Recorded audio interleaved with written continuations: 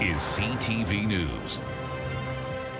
Good evening, and thank you for joining us. The jury hearing the case of a Michigan man in the death of his wife here in Windsor is inching closer to their deliberations. Justice Ian Leach continued his instructions to the jury all day today in the case against Brian Marbury. He's pleaded not guilty to first-degree murder in the death of his estranged wife, Sarah Boulay, killed in May 2023. As we reported here yesterday, closing arguments were heard Monday morning and into the early afternoon. The judge started his instruction late yesterday. The charge will resume Wednesday morning. Once that's completed, 2 jurors will be removed and the deliberations will begin. Well, might there be hope yet for the Amherstburg Crown Royal bottling plant? Today, at a news conference, Premier Doug Ford was asked again if he has spoken with Diageo, parent company of Crown Royal. Ford admitted no, he has yet to speak with the global spirits maker. As we've been reporting, the company announced in late August their intention to close the Amherstburg factory and shift the production to the U.S. However, the Premier told the media today there are 3 new companies interested in taking over the factory and the workforce. It'd be great news if we could land one of these companies to take it over. But as sure as I'm sitting here, that Crown Royal is coming off those shelves the second the last person walks out of the area. Even though they've been locked out since mid-August, Titan Tool and Die workers voted on a contract offer. Their response? Quick and decisive. This company is not going to get us to bend the knee. We're very strong. We're stronger by the day, by the week. If they think at some point we're going to go back with concessions, they have another thing coming. It's just not going to happen. According to the union, Titan's last offer contains 15 pages of concessions, including loss of benefits, pensions, and no wage increases. Plus, it calls for mandatory overtime. 27 workers voted on the deal, and all of them turned it down, according to Unifor leadership. Titan Tool has gone to court 3 times to ensure Unifor members don't block their factory entrances in Windsor. Contract talks broke down back in July. They can't cry wolf at this time and tell us this is the only way they could survive by taking money or gain we made over the year. So this is not something the union is willing to do. Meanwhile, the OPSU strike drags on at Ontario's colleges. Tonight, our Bob Billachico brings us a new perspective, that of 2 students caught in the middle of the labor dispute without access to the supports they need to succeed. If you really cared about the students like everybody claims they do, you'd find a better way. About 10,000 full-time support staff at colleges across the province have been on strike since September 11th, battling the College Employer Council for better wages, benefits, and job security. Students with invisible disabilities say they are caught in the crossfire and feeling the brunt of the disruption. Montana Hanona no longer has access to the specialized supports she needs. Usually the accommodation requires me to write it in student services, where I can sit there and have a canceling noise headphones along with other students that have the same. The second-year paralegal student says she used to get an extra 30 minutes to write a test or exam with breaks in the controlled and supervised area. The whole idea was supposed to be a room that is quiet and has less students. It was full of students because they have to combine students from different campuses in one room. Hanona can no longer rely on printing services or the availability of quiet rooms. Classmate Rebecca Lampman feels IT support is unreliable, and now parking is an issue. Even though we're paying for parking here, we now would have to pay for parking down there. We'd have to, go right in a building that we're not familiar with, that we don't know. Both students say they've paid for college services they are no longer getting, and they know a refund is unlikely. We do pay for these services through our tuition. So when you're calling for assistance, it's delayed response because they don't have staff there to help. And it's affecting our academic success in studies. In a statement, the college says, "We are aware that there are impacts of the strike on our students. Individual student needs require a deeper understanding, and we are working with our student government to serve the needs of our students." Bob Billachico, CTV News. Also tonight, the Union for Canadian Customs Officers is warning about the over-reliance on automated systems. As CTV's Sanjay Maru will tell us, they say an outage last Friday comes as no surprise. What's going on? You're looking at transport trucks destined for Windsor stretched for kilometers last week after a systems outage at the Canada Border Services Agency brought commercial processing to a crawl. For nearly 2 days, border officers were forced to process drivers manually, leading to delays of up to 38 hours at some crossings. Union leaders say the outage didn't just slow traffic, it may have weakened Canada's first line of defense. Anything that is a flag or a lookout that we normally would have gotten through that system, in this case, since it took a couple days for the system to come back, we would only be getting those in many cases once the importer of the truck had already come into Canada, which is, of course, a concern. The CBSA says the outage began September 28th during system maintenance, not a cyber attack, and that operations are now back to normal. But the union says the agency's core computer network dates back to the 1990s, making it prone to outages. Years ago, when we had the officers in place to do the work properly, the situation would not have been nearly as bad as it was. The shipment's available. For trucking companies, even a short shutdown can ripple through the supply chain. The most important thing is communication. As long as you're communicating with your customer in real time and you're letting them know about the delays so that they can plan ahead, that's the most important thing. The key is to not procrastinate on the situation, to attack it right away. Matic Logistics Solutions says teamwork is key, building partnerships with other carriers to keep shipments moving when their own trucks are tied up. Let's say I had a truck, it was going to London to pick up. Let's say it broke down. I'd have some like GTA guys I know. I'd be like, hey, you got a truck available. I got this pickup here. Can you just bring it, do this one for me? I'll help you clear the load, whatever it is. The customs union says this outage shows how border operations have become too dependent on automation and not enough on people. We need to get back into the business of interaction with importers, interaction with travelers. That's how we keep Canadian communities safe. The CBSA says it is preparing a full report for the Public Safety Minister, explaining what caused the outage and how it plans to prevent another one. In Windsor, Sanjay Maru, CTV News. Windsor police have identified a suspect wanted for armed robbery. Police say on October 1st, a suspect armed with a firearm and a rock entered a store on Wyandotte West near Dougal and demanded money. The suspect fled on foot heading west, then south on Church Street. The store employee was not hurt. Tonight, police investigators say they've identified this suspect and have now charged a 33-year-old with 8 offenses, including robbery and wearing a disguise. Police are also helping You Can Help Them find this man, 28-year-old Woodman Sharma. He's wanted for drug trafficking and dangerous driving. Police say they attempted to arrest him last month in LaSalle, but he fled the scene in a dangerous manner. A search of a nearby home later turned up Percocet, oxycodone, and cash. The drugs, according to police, are valued at $7,000. Sharma is described as a 5'3" Middle Eastern man with a slender build and black hair. Anyone with information is asked to contact Windsor Police, or you can always make an anonymous tip to Crime Stoppers. Well, stay with us. CTV meteorologist Gary Archibald has your full weather details coming up in 2 minutes' time.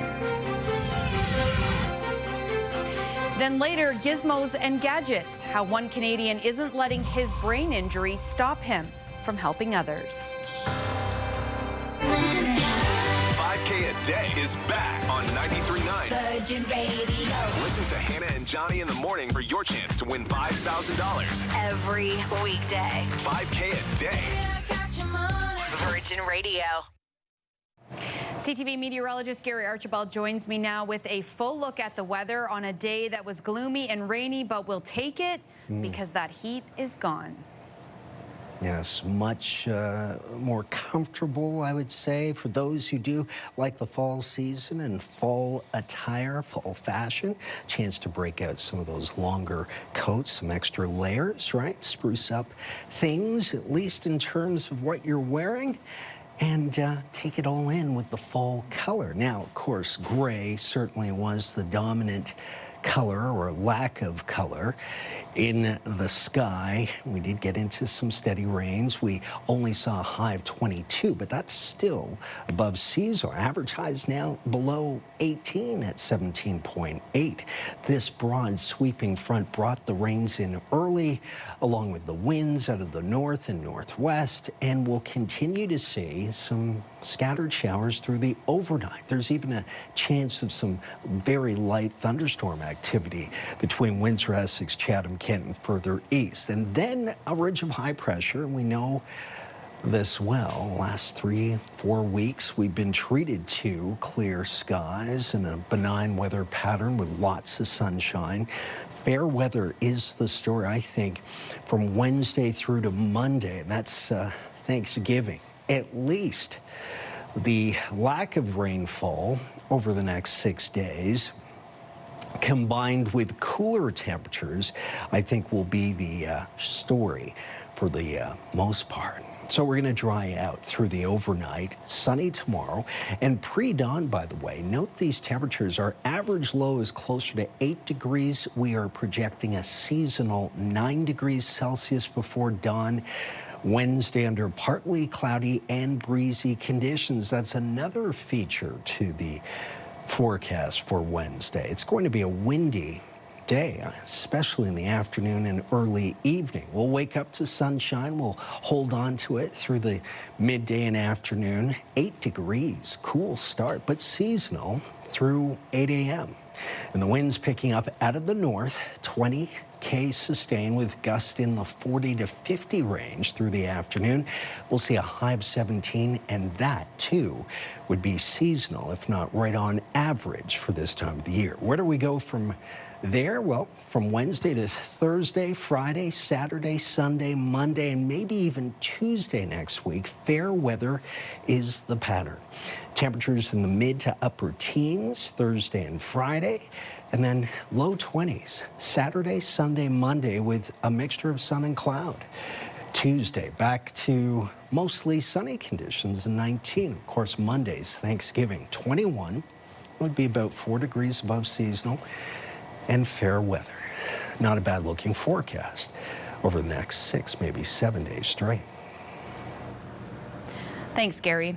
Well, it was a somber day of remembrance in Israel today.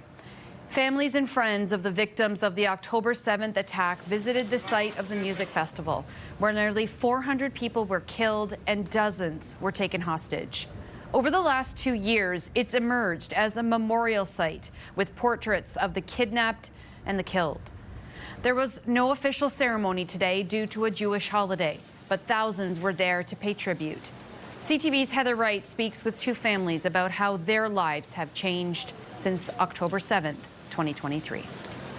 For many, there is a before October 7th, 2023 and an after. 731 days since life changed forever. I couldn't do anything physically. I was broken. Rayut Kadar grew up on a kibbutz in Israel and moved with her family to Canada 7 years ago. Peace was a big part of my life growing up, and talking about peace and learning Arabic at school and talking about sharing future. And I don't know that that's something that will happen when I get to see it. Her family has experienced anti-Semitism since the war in Gaza began. A swastika was drawn on her son's computer at school, and her family tries to avoid speaking Hebrew in public. Why does people associate me with the Israeli government? All of my Israeli friends who live in Toronto, none of them support the government. For Noura Sharab, each day begins preparing for the worst. Every single day you wake up, you check your phone and check if your family's alive. Sharab lives in Mississauga, but has aunts, uncles, and cousins in Gaza. Last week, she says 12 relatives were killed while waiting for food. They were standing in line and they were attacked. Leaders are meeting in Egypt this week, negotiating the terms of a possible ceasefire. Sharab says the plan put forward by U.S. President Donald Trump isn't perfect, but it's something. The first thing that is at the top priority for anybody in Gaza right now is the stopping of the bombs that is raining down on them. The fact that they don't know when the next safe space is going to be. As part of these ceasefire talks, Hamas has said it is willing to release all remaining hostages in exchange for Palestinian prisoners. But there are other parts of the American plan that could be non-starters. Israel has said it will not end the war unless Hamas disarms, something the terror group may be unlikely to agree to. Heather Wright, CTV News, Toronto. Canadian leaders are in Washington tonight, still trying to hammer out new trade deals between our two countries. CTV's Mike LeCouture reports tonight from the American capital. With a firm but friendly handshake, Prime Minister Mark Carney arrived at the White House for his working lunch with U.S. President Donald Trump. We're going to be talking about trade. We're going to be talking about a lot of different things. In a 32-minute Oval Office meeting, Trump called Carney a great man several times, adding he's confident they'd work through the issues preventing a deal on tariffs. He's a world-class leader. He's a man that knows what he wants. And I'm not surprised to see that he won the election and won it substantially. And I would think he's more popular now. He's a good man. He does a great job, and he's a tough negotiator. He's a great man, and you want to do a deal with Canada. Why aren't you? Because I want to be a great man, too. Trump says the two countries are in a natural business conflict because Canada and the U.S. want to make similar things on both sides of the border. It's a tough situation because we want to make our cars here. At the same time, we want Canada to do well making cars. So we're working on formulas, and I think we'll get there. Carney said the two countries are competing, not in conflict. We are the largest foreign investor in the United States. $500 billion in the last 5 years alone, probably $8 trillion in the next 5 years if we get the agreement that we expect to get.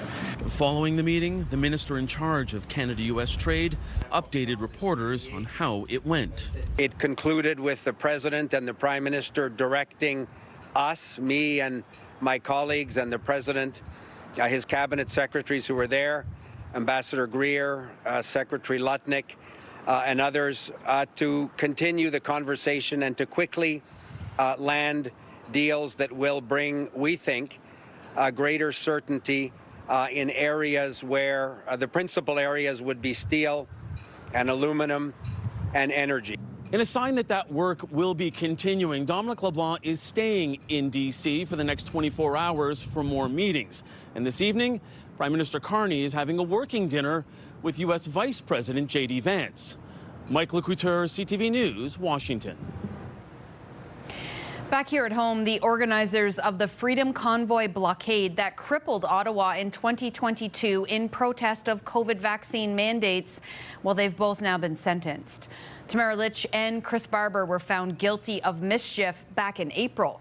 They were both given conditional sentences of 18 months today. That includes 1 year under house arrest and then a curfew after that. The judge did take into account the more than $55 million in police costs and the loss of revenue for local businesses, as well as the disruption of community services. However, the court acknowledged that both Barber and Litch did try to limit the footprint of the convoy.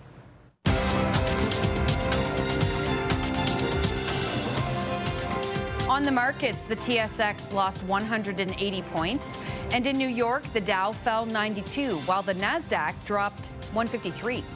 The Canadian dollar gained 0.02 cents, and on commodity markets, gold closed above $4,000 an ounce with a $28 gain, and oil dropped 4 cents a barrel. Would you text your ex for $10,000? 89X is back. Listen for the keywords and text your ex.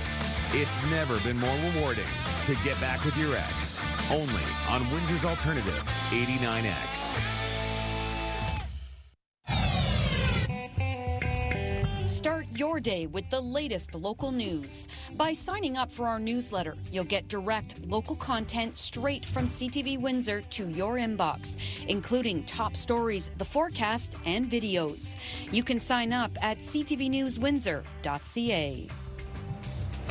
As Windsor Essex rolls out new green bin collection later this month, A province-wide change is coming in the new year. As Chris Campbell will tell us, you're going to be getting another new bin on wheels. Blue recycling carts have already started rolling out across Windsor, Essex, and will continue to do so over the next several weeks, part of a shift to a new automated collection system that will officially launch January 1st, 2026. I think it's going to be a bit of a struggle in the beginning. I really do, especially with organics coming out kind of the same time of year. The change means no more sorting. Everything goes into one cart and collection will happen every other week using a hydraulic arm. It's a large bin, but for some it may not be large enough. And that was a concern I was hearing from a lot of our residents is, well, what if I need more? And so you cannot bundle boxes and put it beside the recycling because it won't get picked up. According to LaSalle Mayor Crystal Maluske, each household will receive one large bin with extra carts available for purchase if needed. I think it's going to be a little bit of a learning curve for all of us. It'll take us time, but we're not reinventing the wheel. This is being done across the province, and so we're just a little late to the party, and we'll get there, and we'll figure it out too in Windsor, Essex. And come January, residents will be able to recycle more items than ever before, including coffee cups, toothpaste tubes, ice cream tubs, and deodorant. In an email to CTV News, the CEO of the company responsible for the new blue bin system, Circular Materials, said these carts will help simplify recycling, reduce litter, and provide increased storage capacity. Alan Langdon went on to say the unified material list and new materials included are a great example of how extended producer responsibility advances innovation and improves environmental outcomes. I think it's a great idea. Some residents say they welcome the convenience. A lot of people on my street are older people, and they don't like lugging these cans. So if it's a bin where they've got a good size handle that they can roll, it would be a really good idea. The paper, the plastic, the glass, everything is in one bin. So very nice and easy. I would suggest probably not using them until the new year. And come the new year, I believe there's a small transition period where they'll allow some of that other recycling, but it sounds like they're going to be pretty strict from the get-go, which is you need to use the new bin. Chris Campbell, CTV News. Chatham-Kent Council is saying no to 2 new wind farms near Ridgetown. Councillors say they don't have enough information to address water safety concerns, and they're also worried about changing rules about Ontario's environmental assessments. 2 companies, EDF Power Solutions and Capstone Infrastructure, both wanted to install as many as 18 wind turbines near Ridgetown. On the plus side, Council also learned last night they may have overestimated the cost for their community hub project. Fortis Construction Group of Tecumseh bid $39 million to do the project. That's $4 million below what the municipality had budgeted. Council is expected to finalize the deal later this month. If approved, construction would begin this December at the former Sears building in downtown Chatham, with completion targeted for early 2028. The new community hub will bring together the Civic Center, Public Library, and museum all under one roof. A spectacular car crash was caught on dash cam on a Quebec highway. This video shows one car veer into the next lane on an expressway in Montreal, forcing the other vehicle to flip onto its hood and slide down the highway. Incredibly, there was no injuries, and both drivers stayed at the scene. No charges have been laid, but we're told police are investigating. Discussion here at Windsor City Hall. Windsor's top stories. A major project is about to get underway. Breaking news alerts. Severe weather is a possibility. And watch live. Good evening, and thank you for joining us. Download the CTV News app.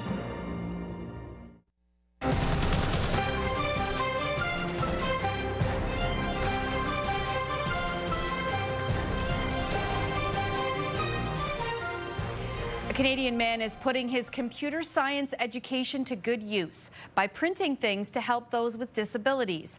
But there's a plot twist. The student himself now needs assistive devices after suffering a brain injury. Here's CTV's Carla Shinkarik. But you can build a variety of devices. The only thing that's restricting you is your imagination. Nicholas Vogan spends a lot of time here in his home office. He makes products on his 3D printer, assistive devices to help people with disabilities. And the device that would fit in that box, so I can create those wide range of assistive devices and like little gizmos and gadgets. He was a computer science student at the U of S, but a car crash in 2020 left him with a brain injury and limited use on his right side. He didn't let that keep him down. This is one of the devices he makes. It helps people focus on their reading. As it allows you to track down word by word and keep your place. This is another one. It's currently being completed in his 3D printer. It helps people hold playing cards. It makes them very visible and easy relatively to organize. I am looking for individuals that have needs for assistive devices, and I want to build them for them, but it's hard to connect with the individuals that have that need. He's invested some of his own money, and he also got a grant for part of the cost of his printer from the group Makers Making Change, which assists people with disabilities. It's all about connecting volunteer makers to people with disabilities who need low-cost assistive tech. Makers Making Change has photos on their website of assistive devices that can be made by people like Vogan. Things that could be 3D printed to help somebody open a bottle of water, joysticks for adaptive gaming, or computer mouses that you use with your mouse. Vogan is also developing an adaptive keyboard which could be custom to any gaming device. I love soldering, and also I can use my software expertise. The products are relatively inexpensive and locally made at his Martinsville home. For Vogan, this isn't about making money, but more about making his life purposeful. Carla Shinkaruk, CTV News, Martinsville. All right, let's check in one last time with the 7-day forecast. Michelle, I'm promising fair weather and a good stretch of it over the next several days. We'll get through some of that gray and rainy, windy weather through the overnight. The winds will also hang on, I think, especially in the late morning, early afternoon, but we'll clear out. It will be a sunny day. UV indexes in the moderate range at 5, 17 the high, the low in the morning Wednesday before dawn of 8 degrees. And look at this, could even see a frost situation. Very cool. Down to 3 degrees early morning on Thursday, warming up to 16. It's sunny Thursday and Friday, 19 there. 20, 21, 21 and 19 from Saturday through to Tuesday. And note the icons indicating a mixture of sun and cloud, fair weather, if not mostly sunny. Thanksgiving's looking good. 20, maybe 21 degrees Celsius the high, and above seasonal for this time of the year. Wherever you are, enjoy a good night's rest, your weather, and have a good night. Thanks, Gary. You as well. Well, that's all the time we have for now. Thank you so much for watching CTV News. I'll see you right back here tomorrow night at 6 o'clock.